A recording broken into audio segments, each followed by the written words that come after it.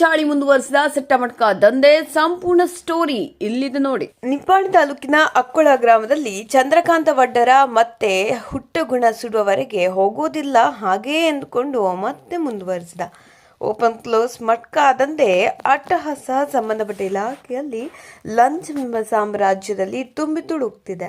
ಇದೇನು ಇವರ ಮೇಲೆ ಕಠಿಣ ಕಾನೂನು ಕ್ರಮವನ್ನು ಕೈಗೊಳ್ಳಲು ಯಾಕೆ ಹಿಂದೇಟು ಹಾಕ್ತಿದ್ದಾರೆ? ಈ ಹಿಂದೊಮ್ಮೆ ಸುದ್ದಿ ಪ್ರಸಾರವನ್ನು ಮಾಡಿದ್ರು. ಮತ್ತೆ ಮುಂದುವರೆಸಿದ ಮಟ್ಟ ದಂಧೆ ಚಂದ್ರವಡ್ಡರ ಇವರು ತಮ್ಮ ಪಾನ್ ಪಟ್ಟಿ ಅಂಗಡಿ ಮತ್ತು ಮನೆಯಲ್ಲಿ ಕೂಡ ಮಟ್ಕಾ ದಂಧೆಯನ್ನು ಕುಲ್ಲಾಗಿ ಅಕ್ರಮವಾಗಿ ಅಡ್ಡೆಗಳನ್ನು ನಿರ್ಮಿಸಿ ಸಟ್ಟಮಟ್ಕಾ ದಂಧೆಯನ್ನು ಕಾನೂನು ಬಾಹಿರವಾಗಿ ಮಟ್ಕಾ ದಂಧೆ ನಡೆಸುತ್ತಿದ್ದಾರೆ. ಕೆಲವು ದೃಶ್ಯಗಳು ಕ್ಯಾಮೆರಾದಲ್ಲಿ ಸೆರೆಯಾಗಿವೆ.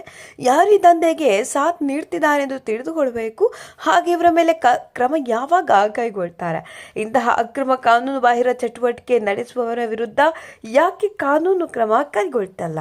ಇವರ ಪಾತ್ರ ಏನಿದೆ?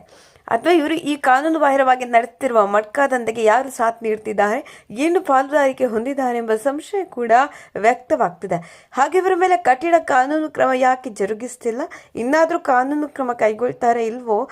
ವ್ಯವಸ್ಥೆ ಇವರೊಂದಿಗೆ ಬೆನ್ನೆಲುಬಾಗಿ ನಿಂತಿದೆ ಎಂದು ಜನರಿಗೆ ಸ್ಪಷ್ಟವಾಗಿ ತಿಳಿಯಬೇಕಾಗಿದೆ.